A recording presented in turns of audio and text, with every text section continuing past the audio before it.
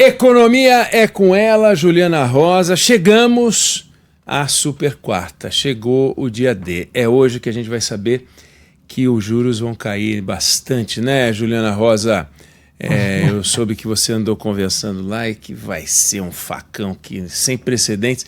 Juro no Brasil, taxa de juros nos Estados Unidos, expectativa, reação da moeda americana, a bolsa aqui no Brasil se comportando de um jeito. Agora, naquilo que interessa, que é a necessidade que o empresário tem que ter de um ambiente favorável à produção, continuamos com aquele número, por enquanto, né, que eu queria saber de você o que vai sair dessa reunião, sobretudo o que a gente vai escutar como explicação, porque aparentemente o número está dado, né, mas o que vem como explicação, porque das últimas, quando você fez o relato para a gente, a explicação sempre vinha, olha, e não esperem novidades tão cedo. Então, queria saber o que você andou apurando, qual a expectativa do mercado em torno da nossa super quarta. Oi, Neg. Olha, antes de mais nada, quero pedir desculpa para Larissa, que eu confundi o nome dela. É um misto de idade, cansaço... Tudo certo, Ju, não tem problema. 1000 nomes, né, que eu tenho que falar por dia, enfim. Nada justifica, Lari. Bem capaz. Mariana Rosa, fica tranquila, tá perdoada, tá tudo certo. Vingativa. Muito. Não, Ju, capaz, tá tudo bem. Mas é a super quarta, fala pra gente. Vamos lá, Ferretti, bom dia para você, também para o nosso ouvinte. Oi, Neg, você sabe que tem muita gente que tem falado, inclusive o pessoal que acompanha a gente aqui nesse horário aqui na rádio, uma questão que a gente fala bastante, né, mas que a gente tem falado pouco. Primeiro que a gente tem falado muito do assunto policial, infelizmente, né, com o caso Master, mas também porque a gente tem falado muito, dado foco muito sobre essa discrepância que existe hoje entre a taxa de juros e a inflação. Ganhou força novamente, né, essa questão de, ok, que precisamos perseguir a meta de inflação, que é 3%, a gente está com 4,5%, estamos no limite da meta de inflação, mas a diferença, né, entre 4,5% e 15% ganha força novamente essa questão de que se não há um exagero na dose do remédio, né, inclusive entre especialistas. Mas é claro que o Eneg, nosso ouvinte, ele é muito qualificado e tem cobrado, eu tenho acompanhado e recebido muita mensagem falando, olha, vamos lembrar que o juro alto, ele é muito mais consequência do que causa. Ele é a consequência de um país que gasta demais e que por isso dificulta o processo de recuo da inflação. Então, isso é uma questão estrutural, né, Eneg? O Bradesco divulgou um ranking de 18 países, de taxa de juros em 18 países, taxa real, descontando a inflação, a gente está em primeiro lugar disparado. Nosso juro real é acima de 10%, quando outros países, olha, segundo lugar é a Colômbia, que está com 4%. Nossa é 10, é uma diferença enorme, né? Descontando a inflação, México 3,5%, África do Sul 3%, Peru abaixo de 3%, 2,95%. Então, olhando inclusive para países emergentes, a gente realmente tem uma situação muito fora da curva. É uma questão estrutural, com certeza, é uma questão que não é só desse governo, mas esse governo contribuiu muito porque a dívida pública disparou, teve um gasto muito forte e isso obviamente estimula a economia e isso dificulta que a inflação caia mais rapidamente e faz com que o Banco Central tenha que compensar dando uma dose mais alta do remédio, porque se tivesse a contribuição de um gasto público mais equilibrado, certamente a gente teria uma taxa de juros menor. Então, colocado isso, Eneg, a gente vai para a questão agora do fato de que 15% para uma situação atual de 4,5%, essa é a discussão que ganha força, porque não é só o 4,5%, né?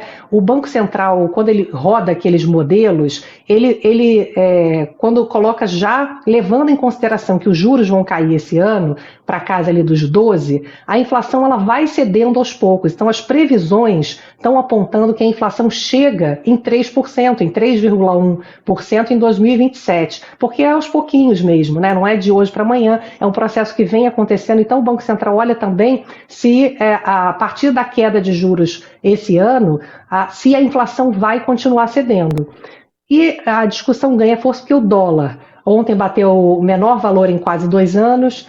A gente teve a inflação, né, que a gente falou aqui ontem, que veio abaixo do previsto, inclusive, Eneg, com o alívio da chamada inflação de serviços, que é essa que o Banco Central está mais preocupado, que demora mais a cair, porque inflação de produto, você importa e aí você tem maior concorrência e o preço cai mais rapidamente. Agora, serviço, você não corta cabelo, você não tem 1000 opções para cortar seu cabelo, para comer às vezes na hora do almoço, você não tem. Então, o serviço está ali muito ligado ao custo da mão de obra, o mercado de trabalho aquecido, e é isso que o Banco Central vem apontando, né? Mas até essa inflação de serviços também está recuando, embora ainda alta, está rodando ainda 5,5% essa inflação de serviços. Então começa a ter esse debate, e eu achei uma coisa interessante, Oneg, que ontem o ex-diretor do Banco Central, o Thiago Berriel, deu uma entrevista ao Valor, e ele colocou um ponto interessante, que não só ele acha que já daria para cortar hoje, e aí até aumentaram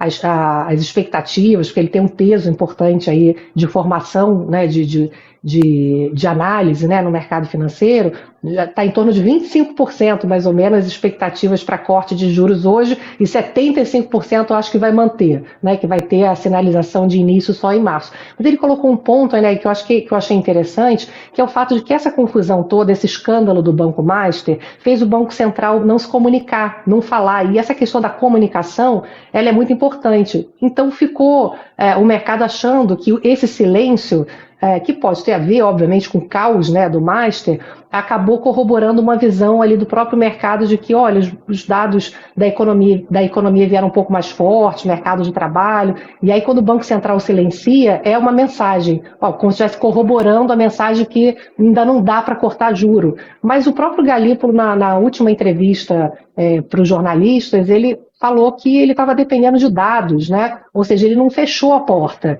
para corte de juros em janeiro. Então, estamos aí na expectativa, né? O Banco Central dos Estados Unidos provavelmente não vai cortar juro hoje, essa é a expectativa, mas também tem uma perspectiva de corte de juros ao longo do ano de 2026, o que é bom para o Brasil, né? Quanto menor o juro lá, mais a gente pode cortar aqui, mais o dólar fica mais fraco, mas quem sabe, né, que tem uma surpresa hoje, obviamente. A gente sabe e a gente defende sempre, né, que tenha espaço técnico e não pressão, né, não um achismo para cortar juro, embora a gente saiba que o juro está doendo demais aí no endividamento de empresas e famílias, né, Oneg?